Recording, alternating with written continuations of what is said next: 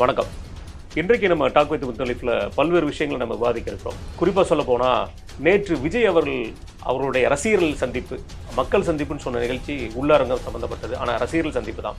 2000 பேருக்கு மட்டுமே அனுமதி. அது மட்டும் இல்லாமல் நம்ம விழுப்புரம் மாவட்டத்தை சேர்ந்த ஒன்றிய செயலர் ஒருவர் மீது பாலியல் குற்றச்சாட்டு. இது தொடர்ந்து எதிர்க்கட்சி தலைவர் எடப்பாடியார் அவர்களும் பாஜகவோட நயனானந்தன் அவர்களும் பல்வேறு குற்றச்சாட்டுகளை வச்சிருக்காங்க. இன்னைக்கு இதை பற்றி நம்ம விவாதிக்க இருக்கோம்.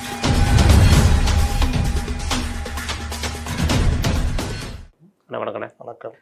ஆனால் விஜய் அவர்களுடைய ரசிகர்கள் சந்திப்பு அல்லது மக்கள் சந்திப்பு எப்படி எடுத்துக்கணும்னு தெரியலண்ணே. இது அறிவு திருவிழாவுக்காக எதிராக நடத்தப்பட்ட ஒரு நிகழ்ச்சி மாதிரியும் தெரியுது. அவங்க அறிவு திருவிழா நடத்தியிருக்காங்க, நாங்கள் ஒரு திருவிழா நடத்துகிறோம் அப்படிங்கிற மாதிரி தெரிஞ்ச மாதிரி தெரியுது. இந்த விஜயோட மக்கள் சந்திப்புன்னு கொண்டாடின அவங்க விஷயம் விஜய் அவர்களுக்கு சாதகமாக பாதகமான? வழக்கமாக ஒரு இது நடத்துவாங்கள்ல, அந்த மாதிரி தான் போயிருக்கே தவிர சாதகமாக பாதகமாலாம் கிடையாது. அவங்க ரசிகர்கள்னு ஒரு 10 நாளைக்கு பேசுறதுக்கு ஒரு சப்ஜெக்ட் கொடுத்துட்டு போயிட்டார். அதில் வழக்கம் போல் வாழ்வீச்சு வேல்வீச்சு தான். சுயபெருமை, சினிமா சொல்லாடல், என்னை தொட்டிருக்கக்கூடாது. அவ்வளோதான் தொட்டாங்களே கரூரில். ஆமாம், எங்கள் கரூரில் தொட்டோன்னே நீங்கள் தான் எப்படி செதறினீங்க, ஊரே பார்த்துச்சில்ல. அப்புறம் மறுபடியும் அந்த நிலைமை சீரடைஞ்சோன்னா மறுபடியும் வந்து வீரவசனம், என்னை தொட்டிருக்கக்கூடாது, என் மக்களை தொட்டிருக்கக்கூடாது, விட மாட்டேன். என்னது அதில் நிறைய பட்ஜெட் எல்லாம் இருக்குண்ணே. அதில் பின்னாடி நம்ம அந்த மாதிரி என்னென்னவோ இது பண்ணுறாரு. அப்போது இது வந்து நீங்கள் சொன்னீங்களா அறிவு திருவிழாவுக்கு ஈக்குவலாக நடத்துனாங்களான்னு. அறிவு திருவிழான்றது அவர்கள் ஒரு உள்ளரங்க கூட்டம் தான். ஏதாவது ஆளுங்களை பிடிச்சி இந்த கொண்டு வந்த ஆதரவாளர்கள், பத்திரிகையாளர்கள் போர்வையில் உள்ளவர்கள், அரசியல் விமர்சகர் போர்வையில் இருக்கவங்க, சமூக ஆர்வலர் போர்வையில் இருக்கவர்கள், ரிட்டையர்டு ஜேர்னலிஸ்ட்டுகள், அதுக்கப்புறம் வேறு யார், தீகா அறிவாளிகள், இவங்களெல்லாம் மேடை எழுத்தாளர்கள், அதுதான் சொன்னேன் அறிவாளிகள் லிஸ்ட்டு, இவங்களெல்லாம் மேடையில் ஏற்றி பேச விடுறது. திமுகலேருந்து யாருப்பா பேசுகிறா? யாரும் இல்லை, எழிலன் மட்டும் பேசினாருங்க, அறிவார்ந்து பேசினார். வேற யாராவது பேச விட்டா சிக்கலாயிடுங்க, அதனால யாரையும் பேச விடல. எழிலன் நல்லா பேசினார். அதற்கு விஜய் என்ன சொல்கிறாரு, அது நம்ம பிற்பாடு.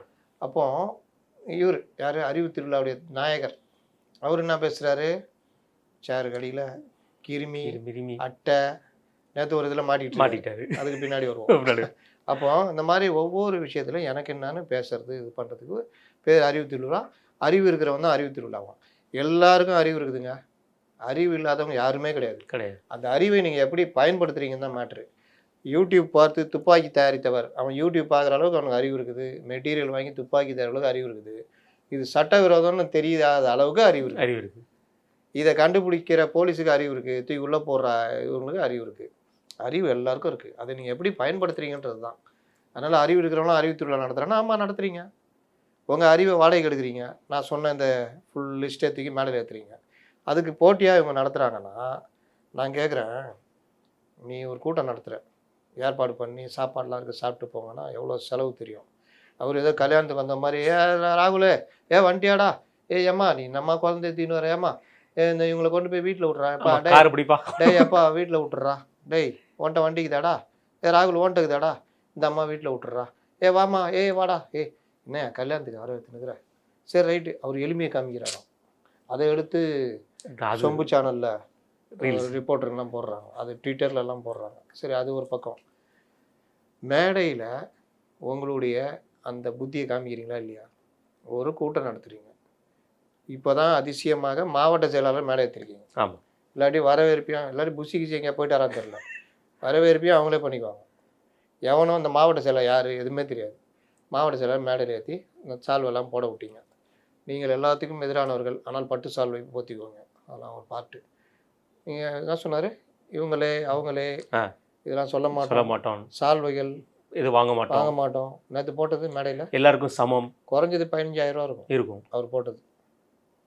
அப்போ இதெல்லாம் சரி ரைட்டு கொடுங்க, அதெல்லாம் அவங்க இஷ்டம். இது ஒரு பார்ட்டு. இன்னொன்று, அந்த கூட்டத்தை நடத்தணும்னு முடிவு பண்ணிட்டீங்க, இவ்வளோ பேரை கொண்டு வந்து உட்கார வச்சிட்டீங்க, எல்லாருக்கும் QR கோடு அது இதுன்னு. அதில் ஒருத்தர் ரோட்டில் நின்றுங்க, மச்சான் என்னடா விட மாட்டேங்கிறான், இந்த JBR அந்த கல்லூரி ஓனருக்கு ஃபோனை போடுறான், நான் அப்போவே சொன்னேன் விஜய் கூடிய காரில் வந்துடலான்னு. ஏன் இந்த அளவுக்கு இருக்கிறானுங்க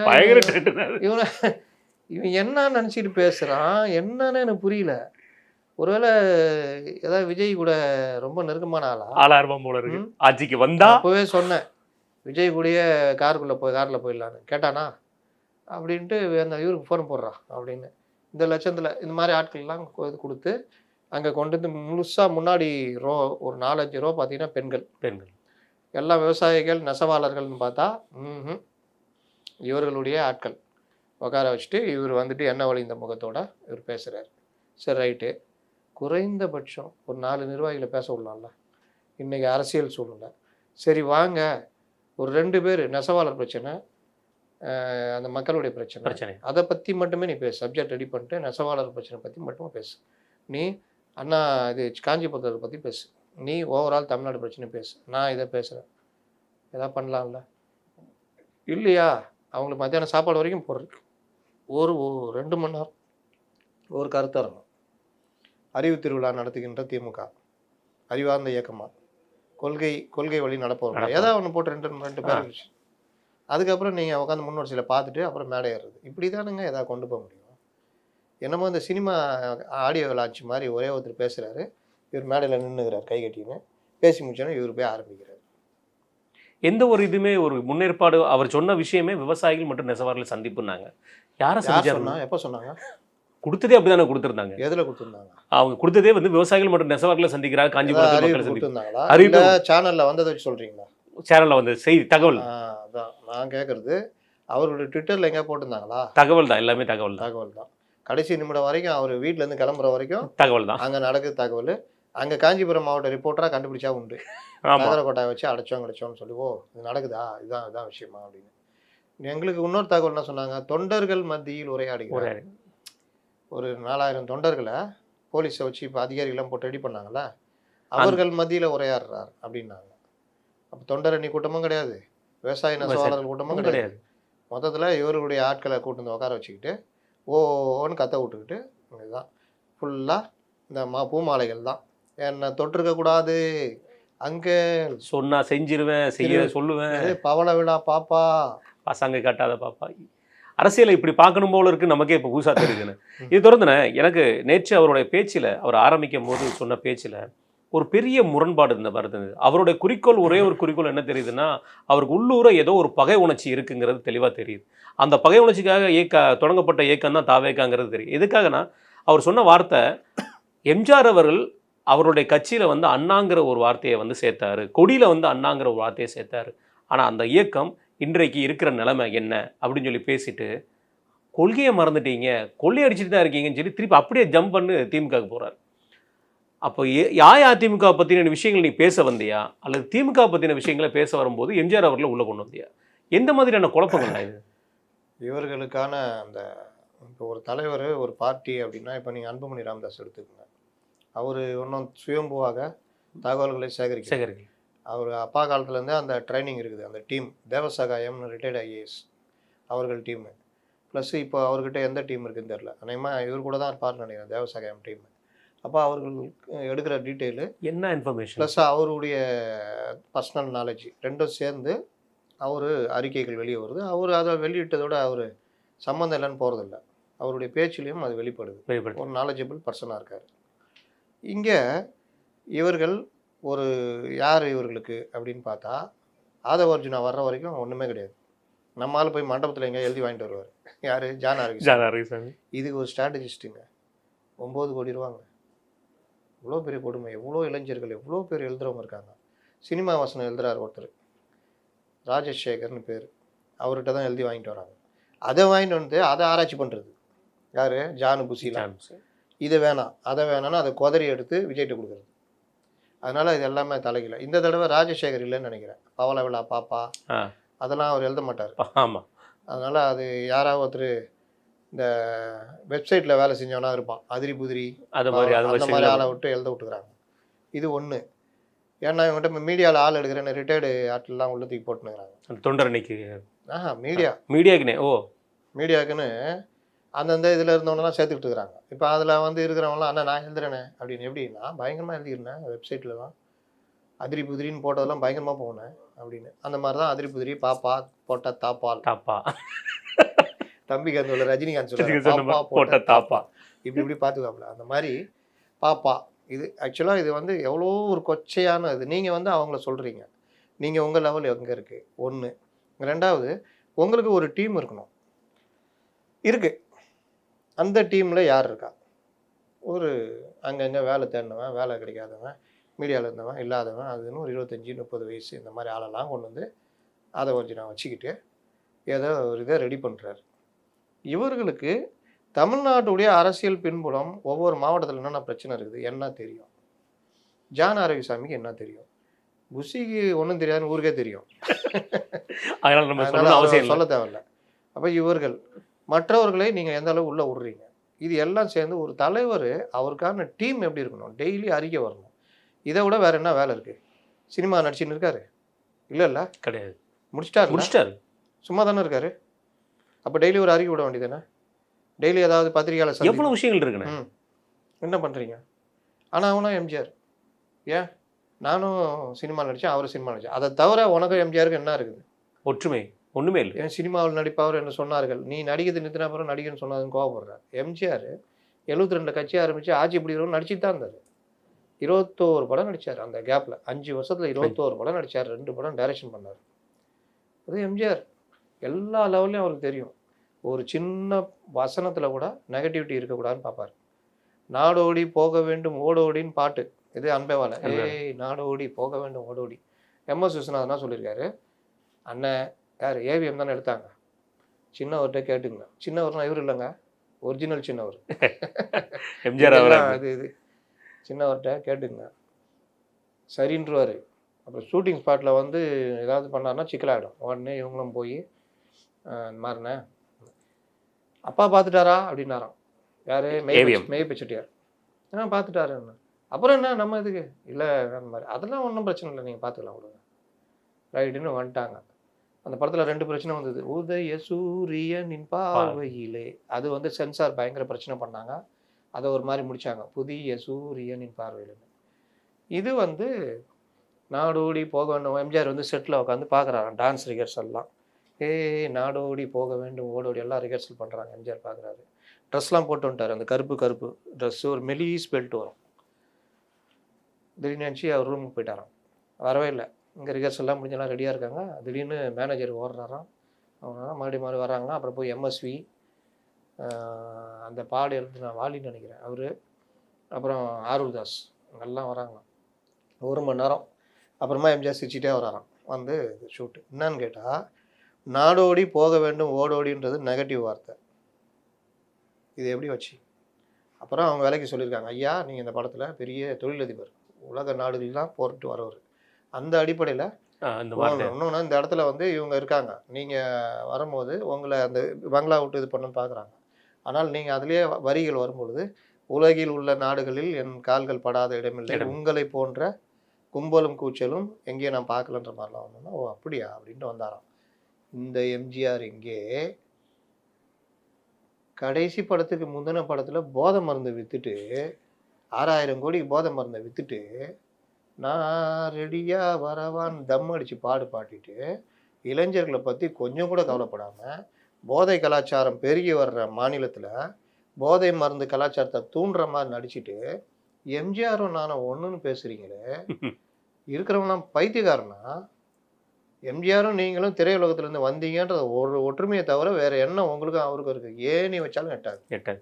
இல்லைண்ணா இதில் என்னென்னா எனக்கு தாவேக்காவோட கொள்கை தலைவர்கள் 5 பேர். அதில் காமராஜர் அவர்களாகட்டும், அம்பேத்கர், பெரியார், இவங்க அஞ்சலேமா, அவங்க ஜான்சிரா, அவங்க வேலுநாச்சியார் இருக்காங்க. இதில் சம்மந்தமே இல்லாத அண்ணாவையும் எம்ஜிஆர் அவர்களையும் கொள்கை தலைவராகவும் நீ ஏற்றுக்கல. ஆனால் எல்லா மீடியிலையும் அண்ணா எம்ஜிஆரை வச்சு தான் பேசிகிட்டே இருக்கு. இவங்க 5 தலைவர்களை பற்றி என்றைக்குமே பேசுறதே கிடையாது. அண்ணா வந்து எம்ஜிஆரை தொடாமல் அரசியல் பண்ண முடியாதுங்க. அது திமுகவே இப்போ செய்யுது. பண்ணுது. ஏன்னா முதல்வரே சொல்லிட்டாரு, நான் வந்து நற்பணி மன்றமே வச்சிருந்திருக்கேன், அவர் முத சோப்பி பார்க்கன்னு சொல்லி முதல்வரே காலவாரி விடுற வேலைலாம் பண்ணோன்றதெல்லாம் எல்லாம் மாட்டாங்க. இது அண்ணா வந்து இப்போ காஞ்சிபுரம் போயிருக்காங்க, அதனால அண்ணாவை தொட்டு பேசுகிறாங்க. அதில் தப்பு கிடையாது. பொதுவான தலைவராகிட்ட இருக்குது. மேடைக்கு மேடை நாங்கள் தான் இது. அப்புறம் இப்போ விஜயகாந்தை விட்டாங்க. ஏன் தெரியல, தேவைப்பட்டா இருப்பீங்களா? அப்போ நீங்கள் மேற்கோள் காட்டி பேசுறதுல கூட ஒரு ஒட்ட மாட்டேங்குதுன்ற. தாமரையில் மேலே தண்ணீர் மாதிரி இப்படி உருண்டுகிட்டு இருக்குதே தவிர ஒரு ஜெல்லாக மாட்டேங்குது. அந்த மாதிரி தான் நீங்கள் பேசுகிற பேச்சு. அந்த நேற்று பேசுனது முதல்ல லைட்டாக ஆரம்பிக்கிறீங்க, அப்புறம் எனக்கு என்னென்னு பேசுகிறீங்க, கொள்கையை பற்றி பேசுகிறீங்க. கொள்கை பற்றி பேசுறதுலேயே நீங்கள் அவங்க கொள்கையோட தான் ஒத்து போகிறீங்க. அதான் என்னோட அடுத்த கேள்வியும் அதான் இருந்துக்கிறேன். திமுகவோட கொள்கையில் அப்படியே காப்பி அடித்து நீங்கள் கொண்டு வந்து கொடுக்குற விஷயந்தான் நான் சொல்கிறீங்க. எங்கக்கா கொள்கை இல்லை, கொள்கைன்னா எத்தனை கிலோன்னு பேசுகிற கட்சியில் இருந்த முதல்வர் அவர்கள் எங்களை பார்த்து கொள்கை இல்லைங்கிற மாதிரி கேள்வி கேட்குறாரு அப்படின்னு சொல்லிட்டு அவர் அடுக்கிறாரு. அது எந்த கொள்கையுமே திமுகவுக்கு முரண்பான இல்லை. காப்பி அடிக்கிறது தானே, காப்பி அடிக்கிறது அப்படியே தீர்மானமே காப்பி அடிச்சு தானே போட்டாங்க. ஆமாம். என்ன சொல்கிறாரு, சிஏஏ வந்து நான் கட்சி ஆரம்பிக்க முன்னாடி கொண்டு வரும்போது நான் எதிர்ப்பு தெரிவித்தேன் சிஏஏக்கு. நீட்டுக்கு வந்து நானே வந்து ஒரு தீர்வு சொல்கிறேன், நீட்டு வந்து இப்படிங்கிற ஒரு தீர்வு சொல்ல, அதை வந்து தேர்தல் இதில் நம்ம பட்டியலை வந்து மாநில பட்டியலுக்கு மாற்றணுங்கிற மாதிரி தீர்வை சொல்லியிருக்கோம் நாங்கள் அப்படின்னு வகுப்பு விஷயத்தில் நாங்கள் தான் முதல்ல ஓடி போனோம் கேஸுக்கு. எல்லாமே திமுகவுடைய பொய் பிரச்சாரம். அப்படியே ஃபாலோ பண்ணுற நீங்கள் வந்து என்ன கொள்கையை பற்றி பேசுகிறாங்க. நீட்டு ஒன்றும் பண்ண முடியாதுன்னு தெரிஞ்ச நீட்டை விளக்குவோன்னு ஏமாற்றிருந்தாங்க. அதை கொள்கைன்னு சொல்லிட்டு நீங்களும் அதே கொள்கைன்றீங்க. வக்பு திருத்த மசோதாவில் அந்த மசோதாவை முழுசும் படித்தா பெரும்பாலும் ஏழை இஸ்லாமியர்களுக்கு பெரிய அளவில் பயன்படுறது. எல்லாத்துக்கும் மேலே வக்பு சொத்துக்களை பாதுகாக்கிற மசோதா. வக்பு சொத்துக்களை நான் முஸ்லீம் இந்துக்களுக்கு இது வரைக்கும் தாரவாத்துருந்தாங்க. முஸ்லீம் அல்லாதவர்களுக்கு இவர்கள், ஏன்னா பணக்காரன் வந்துட்டா இந்து முஸ்லீம் கிறிஸ்டின் கிடையாது, வராது. அவனுங்க பணக்காரன்றதான் அவனுங்க ரகம், கொள்ளடிக்கிறவன் தான் கூட்டணி. இங்கே என்னாச்சு, நீங்கள் வக்பு நிலத்தை தனியாருக்கு, அவன் இந்துவாக இருக்கட்டும் கிறிஸ்டினாக இருக்கட்டும், நீங்கள் பணக்காரன் அவனுக்கு கொடுத்துருவீங்க, லீஸு 100 வருஷம் லீஸு, நீங்கள் அதுக்கேற்ற அமௌண்ட்டை வாங்கிக்குவீங்க, கம்மி இது போடுவீங்க, மாதாந்திர லீஸ் தான். அப்போது இது எல்லாத்தையும் தடை பண்ணுது புதிய மசோதா. இந்த அடிப்படை புரிதல் நீங்கள் படித்து பார்த்தீங்களா? அதை சரி, நீங்கள் வழக்கு போனீங்க, வழக்கு போனதில் இன்னை வரைக்கும் வளரிட்டு இருக்காருங்க அவர், அந்த ஆதவ அர்ஜுனா. என்னங்க நாலேஜ், இப்போ வரைக்கும் வழக்கு விசாரணையில் இருக்குங்க. நாங்கள் தீர்ப்பு வாங்கிட்டோன்னு சொல்லிட்டு நாங்கள் தான் தீர்ப்பு வாங்கினோம், எங்களுக்கு சார்பாக அபிஷேக் மனு சிங்கி தான் வாதாடினார்ன்றாங்க.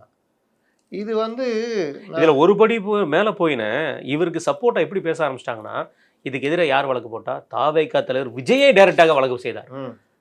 இங்கே திமுக செய்தது யார்? ராஜா அவர்கள். கேரளாவில் கவர்மெண்ட்டு, இங்கே ஏன் திமுக தலைவரோட ஸ்டாலின் செய்யலை, ஏன் அரசாங்கம் செய்யலைன்னு சொல்லிட்டு இதுக்குமான ஒரு விஷயத்துக்கு சப்போர்ட் பண்ணுறன்னு பேரில் பேசுனா நம்ம என்னன்னு சொல்கிறது? இது வரைக்கும் இவர்கள் போட்டதில் கூட எந்த வித ஜட்ஜ்மெண்ட்டும் வரல, ஜட்ஜ்மெண்ட் வரலையே. ஆனாலும் வளருது. எஸ்ஐஆரில் திமுக காப்பீடிக்க பார்த்தாங்க, அடி அங்கே மரண அடி அதுன்னொன்னா கொஞ்சம் புத்தி வந்துச்சு, இல்லை இது வந்து இதுன்னு சொல்லிட்டு குளறுபடி நீக்கிறேன்ட்டு அதுக்கு ஒரு வீடியோ போட்டார். அந்த வீடியோவே குழந்தைத்தனமானது. ஆமாம், நல்ல விஷயம்லாம் இருந்துச்சு, அதே சமயத்தில் குழந்தைத்தனமான கேள்விகள்லாம் கேட்டுருந்தார். ஆனால் என்ன தெரியுமா, எனக்கு வந்து வகையில் முதல்வரை ரொம்ப பிடிச்சிருக்கேன்.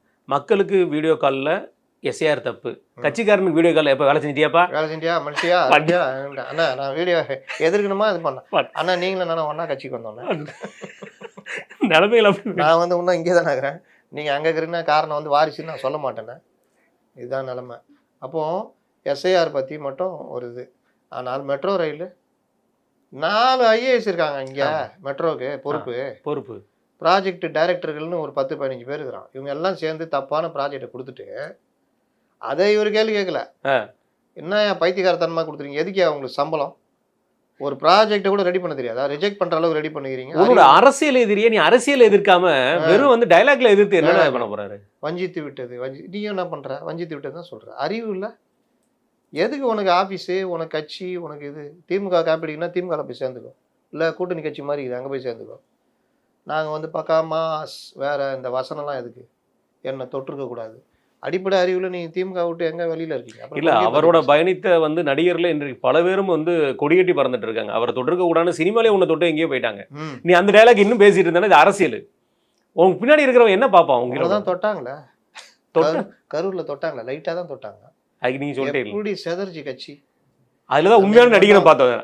அன்னைக்கு மட்டும் எடப்பாடி பழனிசாமி காலையில அந்த பேட்டியை கொடுக்கலன்னா அண்ணன் புசியானந்த் இருக்கும், புசியானந்த் ஓடி வழிஞ்சிட்டாரு. மத்தியானம் அண்ணாமலை பேட்டி கொடுக்கலன்னா தொட்டுப்பார் சீண்டிப்பார் நீ பேச முடியுமா? வசனம் எதுக்குன்றேன், இந்த சினிமா வசனம், என்னை தொற்றுக்கக்கூடாது, என் மக்களை தொற்றுக்கக்கூடாது, வந்து லைட்டாக அடித்ததுக்கே எப்படி அலறீங்க, இது சுய திருப்தி, பாடுறா இந்த மொட்டை மாடில் இருந்து பக்கத்து வீட்டு அங்கிளை கிண்டல் பண்ணுவாங்க, அந்த மாதிரி மனநிலையில் பேசியிருந்தா இது எப்படி? இது அரசியல் பேசுங்க, நீங்கள் வர்றீங்க காஞ்சிபுரம் மேட்ரு பேசுகிறீங்க, உங்கள்கிட்ட மேலே எப்போவுமே விமர்சனம் என்னென்னா எந்த இதுக்கு போகிறீங்களா அதை பற்றி மட்டும் பேசுவீங்க. ஆமாம், அதை தாண்டி தமிழ்நாட்டு பிரச்சனையை பேசவே மாட்டேங்க. இல்லை, அப்படியே பார்த்தாலுமானே இதில் நெசவாளர்கள் பிரச்சனையை பற்றி அவர் பேசியிருக்கிற விஷயத்தில் நெசவாளர்களுக்கு வந்து நம்ம தேர்தல் அறிக்கையில் இவங்க கொடுத்துருக்கிற விஷயமே பல்வேறு விஷயங்கள் இருக்குது. நூலுக்கு வந்து வரியை நாங்கள் விலை வந்து தீர்ப்பாயம் பண்ணுவோம், கட்டுப்படுத்துவோங்கிற மாதிரி சொல்லியிருந்தாங்க. அதை பற்றி எந்த வார்த்தையும் அவர் பேச. ஏங்க நீங்கள் தேமுக தேர்தல் அறிக்கையை எடுத்து வச்சு அதில் என்ன நிறைவேற்றுறீங்க நிறைவேற்றல, நெசவாளர் சங்கங்களுக்கு ஃபோன் பண்ணி இந்த மாதிரி என்னென்ன பிரச்சனை இருக்குதுங்க, அந்த மாவட்ட செயலர் போய் டீட்டெயில் வாங்கு. தமிழ்நாடு ஃபுல்லாக நெசவாளர்கள் விவசாயிகள் பிரச்சனை என்ன இருக்குது, நெசவாளர்கள் விவசாயிகள் அப்படின்னால டெல்டாவில் இப்போ நடந்த நெல் கொள்முதல் பிரச்சனை எவ்வளோ பெரிய பிரச்சனை, எவ்வளோ பெரிய இன்னை வரைக்கும் ஓடிட்டு. ஏன்னா அழகா குடோன் பிரச்சனையை பேசிருக்கலாமே, குடோன் பற்றி தப்பான அறிக்கை விட்டுட்டு இருக்காங்கன்னு சொல்லி பேசியிருக்கலாம். இல்லைடா, ரெண்டாவது இந்த சேலை வேஷ்டி வந்து பொங்கலுக்காக வாங்குறத தமிழ்நாட்டில் இப்போ வரைக்கும் அவங்க கொள்முதல் பண்ணலை. இது நெசவாளர்களுக்கு கொள்முதல் பண்ணல, இதை வச்சு பேசியிருந்திருக்கலாம், அதையும் பேசலை. நூலை கொடுத்து அந்த கூட்டுறவு சங்கங்கள் வாங்கி அந்த நூலை விவசாயிகளுக்கு நெசவாளர்கள் கொடுத்து அவங்களும் சம்பாதிப்பாங்க, அந்த கூட்டுறவு சங்கமும் வாழும், அரசுக்கும் இந்த இதை கொள்முதல் மூலியமாக ஏழைகளுக்கு இலவச வேட்டி சேலை போகும். அதில் கையை வச்சு ஏகப்பட்ட பிரச்சனை. அதில் இலவச சீருடை ஜனவரி அந்த ஆண்டு கல்வி ஆண்டில் முதல்ல கொடுத்துருவாங்க, அடுத்து செட் அது மாதிரி.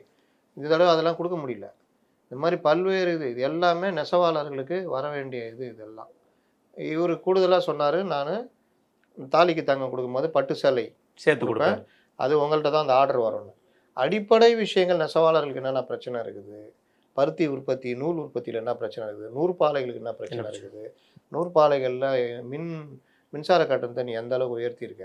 ஏன்னா அந்த அளவுக்கு விஜய்க்கு தெரிய வாய்ப்பு இருக்குமான, ஒரு நூலுல இருந்து சேலை வரைக்கும் தெரிய வாய்ப்பு இருந்தால் இந்த மாதிரி பேசுவாரா? யாருக்குமே எதுவுமே தெரியாதுங்க. எல்லோருடைய தகவல் திரட்டு தாங்க ஒரு தலைவன். நீங்கள் அதுக்கு தான் வார் ரூமு, அதுக்கு தான் நீங்கள் தனி ரூம் வச்சுருக்குது, தனி ஒரு இன்டலெக்சுவல் இதெல்லாம் வச்சுருக்கணும். நீங்கள் தான் யாரையுமே சேர்க்க மாட்டீங்களே. உங்கள்கிட்ட கிட்ட கூட நெருங்க முடியாது, விஷயம் பேச தெரிஞ்சுன்னு கூட கிட்ட விட மாட்டீங்க. இவர் ஒரு ஆஃபீஸ் ரூம் போட்டுக்கின்னு அந்த ஆஃபீஸில் அந்த 10 பசங்க கொடுக்குறத வச்சுக்கிட்டு ஸ்பீச் தயாரித்து குடிச்சா என்னங்க இருக்கும்? சரி, அண்ணாவை பற்றி பேசுனீங்களா? அண்ணாவையும் எம்ஜிஆரையும் காஞ்சிபுரத்தையும் கனெக்ட் பண்ணி டிஎம்கேவை என்னென்ன பண்ணுச்சு, இன்றைக்கி அண்ணா குடும்பம் எப்படி இருக்குது, நீங்கள் இன்றைக்கி எப்படி இருக்கீங்க? நாட்டுக்காக உழைத்ததுக்கு அண்ணா பிறந்தார், பொது நலத்தில் தானே நாள் முழுதும் கண்ணா இருந்தார், ஏற்றுக்கொண்ட பதவிக்கெல்லாம் பெருமையை தந்தார், தன் இனிய குடும்பம் ஒன்றுக்கு தான் வறுமையை தந்தார். கடைசி வரைக்கும் அண்ணாவுடைய குடும்பம் வறுமையில வாடினது. நீ மறுப்பியா? அறிவு திருவிழா நடத்துகிற உதயநிதி ஸ்டாலின் மறுப்பீர்களா? அண்ணாவின் குடும்பம் இன்னைக்கு எங்க இருக்கு, உங்க குடும்பம் எங்க இருக்கு? உங்க குடும்பத்தை தவிர திமுக யார் இருக்காங்க? என்ன கேள்வியெல்லாம் வச்சீங்கன்னா எப்படி ஆடி போயிடுவாங்க. அண்ணா நகரில் சுயேட்சை நின்னார்னா அவர், அண்ணாவோட மகன் வந்து வளர்ப்பு மகன் வந்து சுயேட்சை நின்னார் சட்டமன்றத்தில். அண்ணாவுடைய மனைவிக்கு உதவித்தொகை கொடுக்குற லெவலில் தாங்க அண்ணா வச்சுருந்தாங்க. அண்ணா ஃபேமிலியை அண்ணா வச்சுட்டு போனாருங்க. ஏங்க 2 வருஷம் கவுன்சிலராக இருந்தாலும் ஃபார்ச்சுனர் கார்லேருந்து எங்கேயோ போயிட்டு இருக்காங்க, லக்ஸஸ் காருக்கு மாறுறாங்க. கிறிஸ்டாலேருந்து இதுக்கு லக்ஸஸ்க்கு மாறுறானுங்க. ஒருத்தர் இப்போ லேட்டஸ்ட்டாக போட்டிருந்தார். நீங்கள் மாநில முதலமைச்சராக இருந்தவர், எம்பியாக எத்தனை தடவை இருந்தவர், அந்த குடும்பம் வறுமையில் வாடி 2-3 தடவை அவங்களுக்கு பண முடிப்பு கொடுத்தாங்க. ராணி அண்ணாவுக்கு, ஆமாம், அவருடைய மனைவிக்கு. அவருக்கு வாரிசு இல்லை, எடுத்து வளர்த்தாரு. அவருக்கும் டாக்டர் மெடிக்கல் சீட்டில் பிரச்சனை, ஒருத்தர் தற்கொலை பண்ணிட்டாரு. அவ்வளோ தூரம் அண்ணாவுடைய குடும்பத்தை பற்றி ஒரு இதுவும் இல்லை. அண்ணா குடும்பம் சீரழிஞ்சு போச்சு. அண்ணா மட்டுமா, சாதிக் பாட்சா நேர்மையான பொருளாளருங்க. இன்னைக்கு டிஆர் பாலுவையும் சாதிக் பாட்சாவும் ஒப்பிட முடியுமா? அப்போ இன்னைக்கு இந்த கட்சி சீமான்கள் கட்சி கோமான்கள் கட்சின்னு பேசிட்டு வந்தீங்களே, எல்லாம் பசை ஓட்டணும், அதெல்லாம் பல கதையை சொல்கிறீங்களே, இன்னைக்கு நீங்கள் அந்த நிலைமையில் இருக்கீங்களான்னு கேட்டால் வாய முடிக்க. அண்ணாவே நீங்கள் துரோகம் பண்ணது மட்டும் இல்லை, உங்களை வளர்த்த எம்ஜிஆர் என்ன பண்ணீங்க, என்னென்ன கொடுமைக்கு ஆளாக்குனீங்க, கேட்க வேண்டியது என்ன? இது தொடர்ந்துன அவர் சொன்ன ஒரு விஷயம், கொள்கைங்கிற பேரில் கொள்ளையடிக்கிறது மட்டும் தான் அவங்களுடைய குறிக்கோளாக இருக்குது. 2வது சொல்லுவார், 2வது பேரில் கொள்ளையடிக்கிறது. அதில் அடுத்து இன்னொரு வார்த்தை சொன்னார், சங்கரமடம்னு சொன்னீங்களே, இன்னைக்கு என்ன நடந்துட்டு இருக்கு அப்படிங்கிற ஒரு வார்த்தையை சொன்னார்.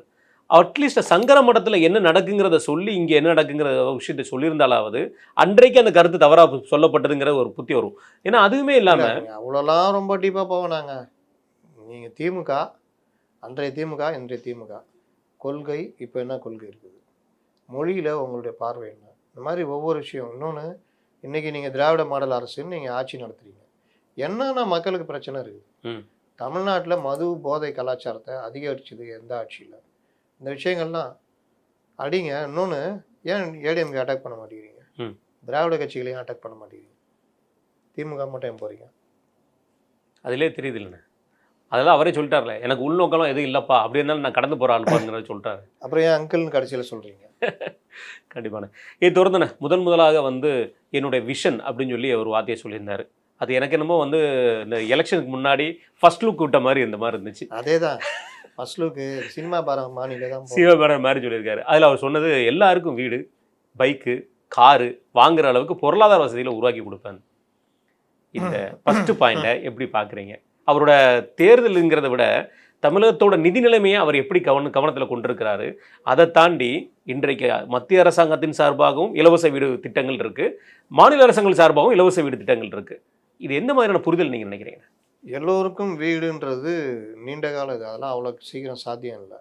இன்றைக்கி வீடு இல்லாதவர்களுக்கு வீடு கொடுக்கறதுலேயே பெரிய பிரச்சனை இருக்குது. இன்றைக்கும் குடிசையில் பிளாட்ஃபார்மில் வசிக்கிறவங்க இருக்காங்க, கிராமத்தில் ஓலை வீட்டில் வசிக்கிறவங்க இருக்காங்க. அந்த ஓலைகள் இது பண்ணால் கூட அதுக்கான நிதி உதவிலாம் இருக்குது. அது கூட அவர்களுக்கு சென்று சேரலன்றது தான் யதார்த்தம்.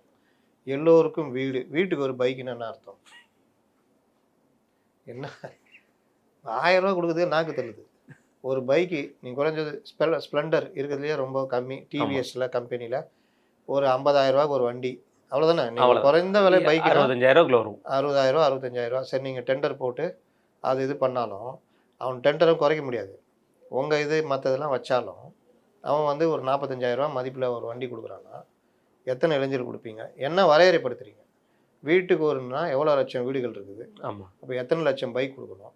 பைக் கொடுக்கறதுனால என்ன யூஸ்? அவன் என்ன பண்ண வரான்? ஏங்க இப்போவே வீட்டுக்கு 4 பைக் இருக்குதுங்க, இடத்த அடைச்சிக்கிட்டு இருக்குது. கிராமத்துலையாவது நீங்கள் வேறு ஏதாவது யோசிச்சிங்கன்னா பரவாயில்ல. டிராக்டர், விவசாயிகளுக்கு டிராக்டர் வழங்குவோம், அது இதுன்னு எதாவது பண்ணிங்கன்னா பரவாயில்ல. வீட்டுக்கு ஒரு பைக்குன்றது எலைட்டாக இருக்கு இல்லையா? இல்லையா? அதோட காமெடி கார். என்ன காருன்னு சொல்லணே? மாருதி கார். மாருதி காரை நீ வாங்க முடியாத, விலை விலை விலை பயங்கரமாக இருக்குது. அப்போ குறைந்தபட்சம் 3 லட்ச ரூபா 2 லட்ச ரூபா. ஆல்டோ எல்லாம் யோசிச்சா கூட 5 லட்ச ரூபா போயிட்டுனே, 4 லட்ச ரூபாய்க்கு மேலே மாருதியே நீங்கள் எங்கேயோ போயிடுச்சு. வேற எந்த கார் கம்மியாக இருக்குது? இருக்கையிலே கம்மிங்கிறது எதுவுமே சொல்ல முடியாது. நானோ போயிடுச்சு. நானோ கிடையாது. வேகனார் இருக்குண்ணே. வேகனார் 3 லட்சம் 3 லட்சம். அப்போ எதுக்கு வீட்டுக்கு ஒரு கார்னா, கார் வச்சு பராமரிக்கிற அளவுக்கு இருக்கிறவனே கார் வாங்குறது யோசிக்கிறான். ஆனால் இடம் இல்லை. அப்போ இந்த மாதிரி சொல்கிறீங்களே, இது வந்து எப்படி இந்த ட்ரெய்லரில் காமிக்கிற இதெல்லாம் படத்தில் வராது, பார்த்துறீங்களா? அதேதான். அந்த மாதிரியா? அந்த மாதிரி தான். வீட்டுக்கு ஒரு பட்டாதாரி அவசியம். இன்றைக்கி தமிழ்நாடு மற்ற ஸ்டேட்டை கம்பேர் பண்ணும்பொழுது உயர்நிலை கல்வியிலேயே நம்ம டாப்பில் இருக்கிறோம், அதிகமாக இருக்கும். நம்முடைய ரேஷியோ வீட்டுக்கு ஒருத்தர் பட்டாதாரின்றது நம்ம கிட்டத்தட்ட ரீச் பண்ணிட்டோம். சரி, நல்ல விஷயம் சொல்கிறீங்க. அதற்கேற்ற முறையில் பாடத்திட்டங்கள் மாற்றி அமைக்கப்படும். பாடத்திட்டங்கள் நவீன முறையில் மாற்றி அமைக்கப்படும்ன்றது தான் கரெக்டாக இருக்கும். சரி, அதற்கேற்ற முறையில் ரைட், நல்ல விஷயம். நீட்டுக்கு இன்றைக்கி பல விஷயங்களுக்காக பாடத்திட்டங்கள் மாற்றி அமைக்கப்படணும், அதில் மாற்று கருத்தே கிடையாது. அதுக்கு பிறகு என்ன சொல்கிறாரு? சமத்துவம் சமவாய்ப்பு என்று நான் சொல்லுவேங்கிற மாதிரி சொல்கிறாங்க. சமத்துவம் சமவாய்ப்புங்கிற ஒரு விஷயத்தை சொல்கிறாரு. அப்புறம் நிரந்தர வருமானம், அப்புறம் கவர்மெண்ட் ஆஸ்பத்திரிக்கு பயமெல்லாம் போகணுமான. அரசு மருத்துவமனைகள் வந்து நாங்கள் வந்து இன்னும் சீர்படுத்துவோம். மாவட்டத்துக்கு ஒரு அரசு மருத்துவமனை கிட்டத்தட்ட இருக்குது. கூடுதலாக அரசு மருத்துவமனை இந்த மாதிரி வேறு ஏதாவது விஷயங்கள் அவர் இது பண்ணாருன்னா வேறு விஷயம். மருத்துவமனையில் காலி பணியிடங்கள் அதான் ரொம்ப முக்கியமானது. அது வந்து நாங்கள் நிரப்போம். நீங்கள் 12,000 மருத்துவர்கள் பற்றாக்குறை இருக்குது, அந்த மாதிரி விஷயங்கள். சரி, பார்ப்போம். நாங்கள் இதெல்லாம் வந்து தெளிவாக தேர்தல் அறிக்கையில் வைப்போன்றாரு. அது இன்னும் காமெடியாக வரும். அது வரும் தெரியல. இதில் பருவமழையை பற்றி அவர் ஒரு வார்த்தை பேசியிருக்காரு. பருவமழையை பற்றி மக்கள் பயம் இல்லாமல் வீட்டில் இருக்கிற மாதிரியும் வெளியே போய் செல்கிற மாதிரி நாங்கள் ஏற்பாடு பண்ணுவோம். இந்த 4,000 கோடி ரூபா மாதிரி இல்லை அப்படிங்கிற ஒரு வார்த்தையும் சேர்த்து சொல்லிக்கிறாரு. படகு வாங்கி கொடுத்துருவார் போல. வீட்டுக்கு ஒரு படகு வழங்கும் திட்டம். எதுக்குமே ஒரு திட்டங்களை எதாவது சொல்லாமல் இதான் விசன்னா என்னடா நீ சொல்ல வரீங்க, அது போல சொல்லுங்கடாங்கிற மாதிரி. ரெண்டாவது எனக்கு கடைசியாக ஒரு விஷயம், சென்னையை ஒரு முழுமையான நகராக மாற்றுவோம். மழைநீர் வடிகால்லேருந்து மழை நீர் தேங்காத அளவுக்கு சாலை வசதிகள் எல்லாம் பக்காவாக கொடுக்குற ஒரு நகராக மாற்றுவோம்னா நல்ல விஷயம். நல்ல விஷயம். இதில் இண்டஸ்ட்ரியல் டெவலப்மெண்ட்டை பற்றி பேசுகிறாங்க. இண்டஸ்ட்ரியல் டெவலப்மெண்ட் நான் பண்ணிட்டு மிகப்பெரிய லெவலில் வர்த்தக மையமாக மாற்றுவாங்கிற மாதிரி சொல்கிறாரு. ஆனால் பரந்தூருக்கு எதிர்ப்பு தெரிவிக்குங்கிற வார்த்தையும் சொல்கிறார். எப்படி மாறலாம் தெரியுது. இதில் இன்னொரு விஷயம், எனக்கு இந்த விஷயம் தான் பொதுவாக புரியவே மாட்டேங்குது. என்னன்னா, சட்ட ஒழுங்கில் நாங்கள் வந்து இது பண்ண மாட்டோம். எந்த கட்சியாவது சட்ட ஒழுங்கு கெட்டு போகிறதுக்கு தேர்தல் அறிக்கை விடுவாங்களா? எல்லாம் அதை தான் சொல்லிட்டு வராங்க. சிறப்பாக இருக்குன்றாரு. வேறு எந்த மாநிலத்திலும் இல்லாத அளவுக்கு. நீங்கள் பாருங்க, அங்கே வந்து 5 பேர் நெஞ்சில் தான் குத்துறான், இங்கே 5 பேர் வயிற்றுல தான் குத்திக்கிறான். இந்த அளவுக்கு கம்பேரிசன் தான் ஓடிக்கிட்டு இருக்குது. அதனால் இவர் சொல்கிற விஷயங்கள் எல்லாமே எல்லா கட்சியும் திமுகவாகட்டும் ஒன்றும் இல்லை. நாளைக்கு திமுக அது அந்த 500 சில்லற இது எடுத்துருவோம். அதில் கொஞ்சம் ஆல்டர் பண்ணி தானே ரிப்ளிகா அதே வரப்போகுது. சரிண்ணே, இதில் வந்து அவர் ஒரு வார்த்தை சொன்னது எனக்கு இப்போ தானே ஒரு விஷயம் புரியுது. டிடிவி அண்ணன் கூட அவர் வந்து கூட்டணி பேச்சுவார்த்தை நடத்திட்டு இருக்காருன்னு எனக்கு தோணுது. உங்களுக்கு எப்படின்னு சொல்லுங்கண்ணே. ஏன்னா டிடிவி அண்ணன் ஒரு வார்த்தை உண்டு, ஸ்லீப்பர் செல்லுங்கிற ஒரு வார்த்தை நம்ம பார்த்துருப்போம். இப்போ இவர் புதுசாக திமுகவில் பாருங்க எனக்கு ஒரு ஸ்லீப்பர் செல் இருக்குன்னு சொல்லி எழிலன் அவர்களை வந்து மாட்டி விட்ட கதையாக பேசுகிறாரு. இவர் ஏற்கனவே இதே மாதிரி ஒரு வம்பிழுக்கிற வேலையை பண்ணி விட்டார். ஆதவ அர்ஜுனுக்கு பண்ணார். இப்போ ஆதவ அர்ஜுனை வச்சு எழிலனுக்கு பண்ணுறாங்க. எழிலன் சொன்ன வார்த்தை தான் திமுகவுக்கு தேவையான ஒன்று. ஆமாம். ஏன்னா அவர்கள் அந்த வேலையை செய்யலை. கூலிக்கு ஆள் பிடிச்சி வச்சுக்கிட்டு முன்னாடி ஒரு 150-200 பேரை உட்கார வச்சுக்கிட்டு அப்புறம் அந்த இளைஞர்கள் மத்தியில் அந்த பேச்சு போட்டி இதெல்லாம் போனால் ஏதாவது பரிசு கொடுப்பாங்க, சர்டிஃபிகேட் கொடுப்பாங்க அப்படின்னா அந்த மாதிரி ஆட்களை கூட்டு வந்து ஏமாற்றி உட்கார வச்சுக்கிட்டு திராவிடன்னு உருட்டிக்கிட்டு இன்றைக்கி பேசிகிட்டு இருக்கிறாங்க. கொள்கை ரீதியாக இவர்கள் பேசுகிறதில்ல. இப்போ சும்மா ஒரு ட்விட்டரில் ஒரு இது பண்ணால் கூட அதுக்கு தர்க்கம் வந்து நியாயமான தர்க்கமாக வர தெரியல. நேற்று நான் போட்டேன் 20 பல்கலைக்கழகம் இருக்குதுப்பா சமஸ்கிருதத்துக்கு, தமிழில் ஒன்று அதுவும் மலையாளி எம்ஜிஆர் நீங்கள் மலையாளி என்று சொன்ன எம்ஜிஆர் தொடங்கினது.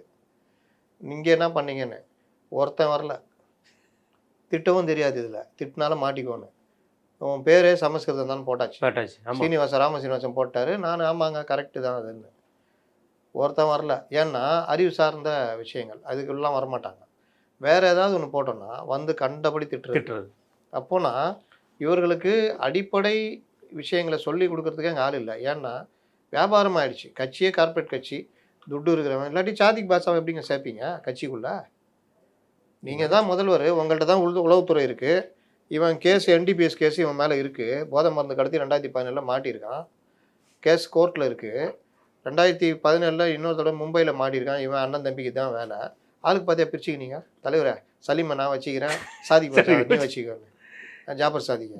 அப்போ நிதி கொடுத்தா வாங்கிக்குவீங்களா? இல்லைண்ணே, கலைஞர் 13 ஆண்டு காலமாக எம்ஜிஆர் ஆட்சியில் இருக்கும்போது கூட கட்சியை கட்டமைச்சவருக்கு அயலக அணி அமைக்கணும் என்ன தோணல பாருங்க. இவங்களுக்கு புதுசாக தோணிருக்கு அயலக அணின்னு ஒரு அணியை அமைக்கணும். அணியாக வச்சுருக்கிறாங்க. அறிவு சார் அணி, அந்த அணி, இந்த அணி. அதனால் இன்னும் கொஞ்சம் போச்சுன்னா பார்ப்பாங்க. தூய்மை பணியாளர் அணின்னு ஒன்று ஆரம்பிச்சு. ஏன்னா அவங்களுக்கு நம்ம டஃப் கொடுக்கணும்னா அவங்களுக்கு பதில் சொல்லணும்னா ஏதாவது ஒன்று வச்சுட்டு பேசணும் இது பண்ணுறான்ற மாதிரி. அதனால் இவர் வந்து அவர்களுக்கு பதில் சொல்கிற மாதிரி இது கிடையாது. எழிலன் ஏன் சொன்னார்னா இந்த வேலையை தான் திமுக செய்யணும், அதே வேலையை தான் இவர்களும் செய்யணும், பேசணும், பண்ணணும். ஆனால் இது இல்லை. ஆனால் எழிலன் சொன்னதுன்னா சொல்லியிருக்கணும். அவர் உங்ககிட்ட கொள்கை இல்லை, உங்ககிட்ட நடைமுறை இல்லைன்றது தான் எழிலன் சொல்லியிருக்காரு. நீங்கள் யாருக்கிட்டையும் பேசுறது இல்லை, அவதூறு மட்டுமே பண்ணுறீங்க, பேசுங்க.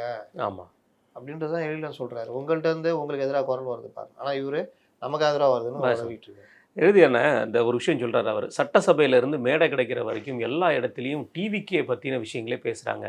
டிவிகே அவதூறு, அவதூறு டிவிகே அப்படிங்கிற ஒரு வார்த்தையை சொல்கிறார்.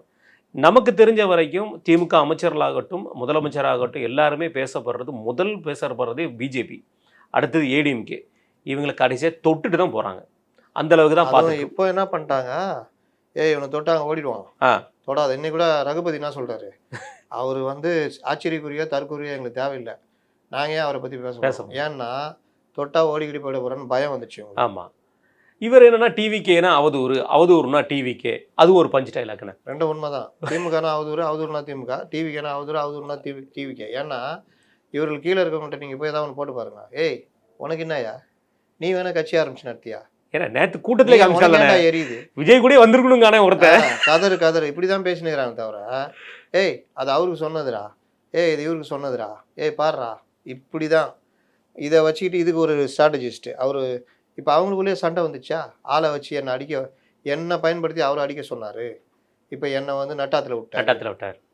அப்போ இந்த ஸ்ட்ராட்டஜிஸ்ட் வேலையாது. இதை நாங்கள் ஆரம்பத்துலேயே சொன்னோம். இதை இன்றைக்கி உள்ளுக்குள்ளேயே சண்டை போட்டுன்னு முட்டிக்கிட்டு நிற்கிறாங்க. இதே தான் அவதூறு பண்ணுறதுனா டிவிகேனா அவதூறு. அதே தான் அங்கே திமுகனா அவதூறு, அவதூறுனா திமுக. அதுக்கு ஒரு விங்கு வச்சுக்கிட்டு அடிக்கிறது. 11 லட்சம் கோடின்னு கிளப்பி விட்றது, 1.5 லட்சம் கோடினா அதுக்கு தடுமாறுறது. எல்லா விஷயத்துலையும் இப்படி தான். எஸ்ஐஆர் பற்றி ஆய்வுன்றது, எஸ்ஐஆரோட உண்மை தெரிஞ்சோன்னா அப்படியே பல்ட்டி அடிச்சிடுறது. மெட்ரோ பற்றி பேசினாங்க, திருப்பி அடித்தோன்னே இப்போ காணும். அது அவங்கள்ட்ட கேட்குறாங்க, கனிமொழிட்ட. அவங்க எம்பி தானே 2011 அப்புறம் ஏன் எடுக்கலை, அதை பற்றி சொல்ல வேண்டியதானே அப்படின்றாங்க. ஏன் எடுக்கலை நாங்கள் போய் கேட்க வேண்டியதானே? கொரோனா பாதிச்ச காலகட்டத்தில் எல்லாம் தானே இருந்தீங்க. 2027 பண்ணுவானு இவர் ஜாதி வாரி கணக்கெடுப்பு எடுக்கிறத பற்றி நாங்கள் சொல்கிறோன்றாரு, வலியுறுத்துறோன்றாரு. ஆமாம். அதுக்கு ஒரு வித்தியாசமான பதில் சொல்கிறாங்க. மக்கள் தொகை கணக்கெடுப்பு மத்திய அரசாங்கம் பண்ணோம், நீ என்னடா அறிவு கட்டுத்தனமாக பேசுகிறேன்னு விஜய் திட்டுறாங்க. அவர் ஜாதி வாரி கணக்கெடுப்பை பற்றி பேசிகிட்டு இருக்காரு. அப்போ இவங்க என்ன சொல்கிறாங்க, கனிமொழி இதெல்லாம் எடுக்கலை. அப்போ அந்த ப்ராஜெக்ட் அடிப்படை விஷயமே தெரியாமல் வந்து என்னன்னே எனக்கு புரியலங்க. இவங்க வந்து டெய்லி எதையாவது படிக்கிறாங்களா மத்திய அரசு திட்டங்கள்? பொதுவாக அப்படியே உழப்பிக்கினே போய்கிட்டு இருக்கிறாங்க. இல்லை ரொம்ப மடை கேட்டால் ஓடி போயிடுறாங்க, பேட்டி கொடுக்க மாட்டேங்கிறாங்க. இந்த இறுதியான இந்த விஜயோட விஷயத்தில் மட்டும் இறுதியாக என்னென்னா, அவர் சொன்ன பஞ்ச் டைலாக்ல அதில் ஒன்று வந்து ரொம்ப மோசமானது. விஜய் வந்து தொட்டிருக்கக்கூடாது, விஜயை தொட்டுட்டீங்க, மக்களை தொட்டுட்டீங்க, உங்களை நாங்கள் அரசியல் எதிர்காலத்தில் கேள்விக்குறியாக்குற அளவுக்கு ஒரு ஆச்சரியக்குறி, நாங்கள் தற்கொலை கிடையாதுங்கிற வார்த்தை சொல்லியிருக்காரு. இது எப்படி பார்க்குறீங்க? இந்த தற்கொலைன்னு சொன்னதில் உண்டான கோவத்தை பார்க்குறீங்களா, அல்லது இது எப்படி பார்க்குறீங்க? இன்னைக்கு தற்கொலை பதில் சொல்லிட்டீங்க, நாளைக்கு முட்டாள்னா அதுக்கு பதில் சொல்லிட்டு இருப்பீங்களா? இது ஒரு வேலையா? முட்டாள், இட்டாள், விட்டாள் அப்படின்னு. அதுக்கப்புறம் நாளைக்கு அதை விட்ட பிறகு வேற ஒன்று சொல்லுவான், அது பின்னாடியே ஓடிட்டு இருப்பீங்களா? உங்களை வந்து அவன் இழுத்துட்டு ஓடுறான்னு தெரியுதா? தற்கொலைன்னா சொல்லிட்டு போ, என்ன ஆயிரப்போகுது? கண்டிப்பாக நீ யாரையும் அடிக்கணும். ஒவ்வொரு இதுக்கும் நீ பதில் சொல்லுதுன்னா அவன் ஜாலியாகிடும். ஜாலி நமக்கு ரியாக்ட் பண்ணுறாப்புல, நம்ம மறுபடியும் அடிப்போங்கிற மாதிரி. எத்தனை திமுகவோட விஷயங்களை நம்ம பார்க்கும்போது இந்த சட்ட ஒழுங்கு மிகவும் பாதிக்கப்படுறதுல பெண்களோட விஷயங்கள் அதில் குறிப்பாக சொல்ல போனால் இன்றைக்கு வந்து விழுப்புரத்தில் உள்ள ஒரு ஒன்றிய செயலர் பாஸ்கரன் அவர் மீது வந்து ஒரு பெண் வந்து குற்றச்சாட்டு சொல்லியிருக்காங்க. அந்த வீடியோ பார்க்கும்போதே தெரியுது நமக்கு வந்து அது ரொம்ப கண்ணீரும் கவலையுமாக இருக்குது.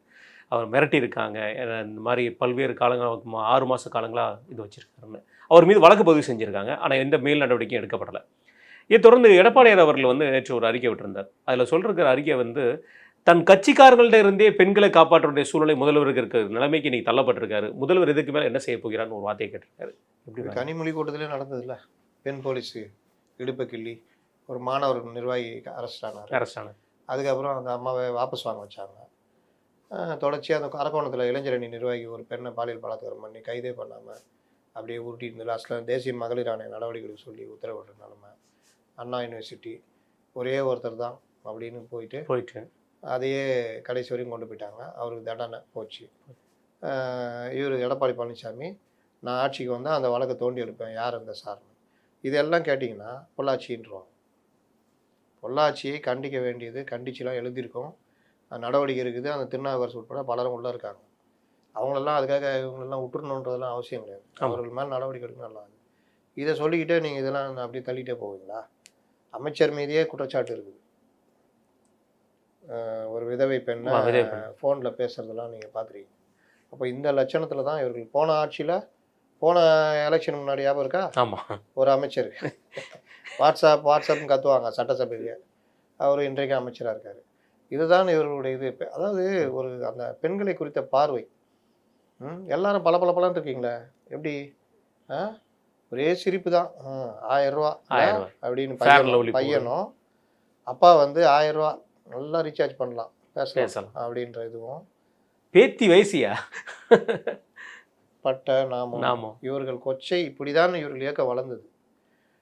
கடவுள் மறுப்புன்னு பேசிக்கிட்டு அந்த ராமாயண மகாபாரத்தில் இருக்கிற அந்த செக்ஸ் கதைகளை எடுத்து பேசிகிட்டு இருப்பாங்க. அது வடநாட்டில் எப்படியோ இருக்கும், அவன் கலாச்சாரத்துக்கு எழுதியிருப்பான். இங்கே கொண்டு வந்து பேசிக்கிட்டு அவர்களுடைய மனதை புண்படுத்துறது. இதை பேட்டால் கடல் மறுப்பு நாங்கள் பேசுகிறோம், பகுத்தறிவு பேசுகிறோன்னு உருட்டியிருந்தாங்க. இப்படி பேசி தான் இன்றைக்கி வந்து இந்த லெவலில் நிற்கிறாங்க. அதிகாரமும் பணமும் தான் ஆட்சியை கண்டினியூ பண்ண வைக்கிறதே தவிர உங்கள் கொள்கையால் ஈர்க்கப்பட்டு மக்கள்லாம் பெருசாலாம் கிடையாது. அந்த சின்னம் கொண்டு போய் ரீச் பண்ணிட்டீங்க, கூட்டணி கட்சியை வச்சுட்டு இது பண்ணிட்டு இருக்கிறீங்க. இப்போ இதில் பாதிப்பு வரும்பொழுது பாஜகவை முன்னிறுத்துகிற வேலையை பண்ணுறீங்க. தமிழ்நாட்டில் பாஜக முன்னிறுத்தினா வாக்குகள் வாங்கலாம் தெரிஞ்ச உடனே எல்லாத்துலேயும் பொய்யா புழுவுறது. இந்த மெட்ரோலாம் பாருங்கள், உடனே ஆர்ப்பாட்டம், உடனே இது, அது எந்த துறையில் கீழே வருதுன்னு கூட தெரியல, எனக்கு என்னென்னு பேசுறது, இப்படி தான் போய்கிட்டு இருக்குது. அப்போ இவர்களுக்கு வந்து கொள்கையோ மற்ற விஷயங்களோ எந்த வித இதுவும் கிடையாது. அவதூறுகள் ஒன்று தான் இவர்களுடைய இதுன்றதான் இன்னைக்கு. இது தொடர்ந்து பிஜேபியோட மாநில தலைவர் வந்து நயனார் நாகேந்திரன் அவர்கள் சொல்லியிருக்க வார்த்தை, பள்ளி முதல் பள்ளி வாசல் வரை பெண்களுக்கு பாதுகாப்பு இல்லை அப்படிங்கிற ஒரு வார்த்தையை சொல்லி விருதுநகரில் ஒரு பள்ளிவாசல் நடந்த ஒரு சம்பவத்தையும் வந்து காரணம் பண்ணி பேசியிருக்காரு. தொடர் குற்றச்சாட்டுகள் நம்ம பார்த்துட்டே இருக்கிறோம். இதை பற்றி எந்த ஒரு அறிக்கையுமே வந்து திமுக சைட்லேருந்து இப்போ வரைக்கும் எதுவுமே வரலண்ணே. இறுதியாக என்னோட கேள்வினே, நம்ம ரகுபதி அண்ணன் ரொம்ப நாளாச்சு பேசி, இன்றைக்கும் பேசியிருக்காரு, நேற்றும் பேசியிருக்காருண்ணே, நேற்று முன்னாள் பேசியிருக்காரு. அதாவது ஆளுநர் வழியாக ஆட்சியை கைப்பற்ற நினைத்த பாஜக இன்று டிஜிபி வாயிலாக ஆட்சியை கைப்பற்ற நினைக்கிறது அப்படிங்கிற ஒரு வார்த்தையை சொல்லியிருக்காரு. இந்த டிஜிபி நியமனத்தில் இதற்கு முன்பு அதிமுக தான் முதலில் இந்த தவறை செய்தது அப்படின்னு சொல்லியிருக்காரு. அப்போ இவங்க இப்போ பண்ணுறது தவறுங்கிறத ஒத்துக்கிட்டு சொல்கிறாரா, இல்லைன்னா டிஜிபி வாயிலாக ஆட்சியை கவிக்க முடியுமா? ரகுபதியுடைய உளறல் நாயகன் பட்டம் கொடுக்கணும் ரகுபதின்னு சொன்னோம்ல, அதில் இது ஒரு உளறல். எப்படிப்பட்ட உளறல்னா, ஆளுநர் வாயிலாக தேர்ந்தெடுக்கப்பட்ட அரசை எப்படி கைப்பற்ற முடியும்? மெஜாரிட்டி இருக்குது, கூட்டணி கட்சிகள்லாம் சேர்த்து 165 சீட்டுக்கு மேலே இருக்கீங்க, எப்படி பண்ண முடியும்? அதுவே கிடையாது.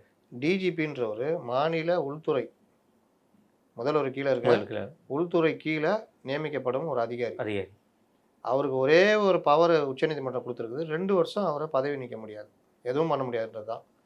அப்படி வர்றவங்களே வந்து நீங்கள் உங்களால் பார்த்து தான் எடுக்கிறீங்க. இப்போ உங்களால் பார்த்து எடுக்க முடியலன்ற கோபம் அவங்களால இருந்தவங்க தான், என்னன்னு தெரில. உங்களுக்கு கீழே இருக்கிற அதிகாரிக்கு அவங்களுக்கு 7ஆம் ஆனதுனால முதல்வர் கிடையாது, உதயநிதி கிடையாது, கீழே இருக்கிற அதிகாரி பிடிக்காதனால எடுக்காமல் இருக்கீங்க. இதுக்கு ஒரு அமைச்சர் மல்லு கட்டிட்டு வந்து நின்று பேசுகிறாரு, குறைந்தபட்ச அறிவு வேணாம். நீங்கள் ஜெயலலிதா ராமானுஜத்தை பண்ணாங்க, டி.கே. ராஜேந்திரன் கடைசி நேரத்தில் நியமிக்கப்பட்டார், கலைஞர் காலத்தில் முகுந்தன் நினைக்கிறேன், வைகுந்த யாரோ ஒருத்தர், இந்த மாதிரி இவங்களாம் அனுப்பப்பட்டாங்க.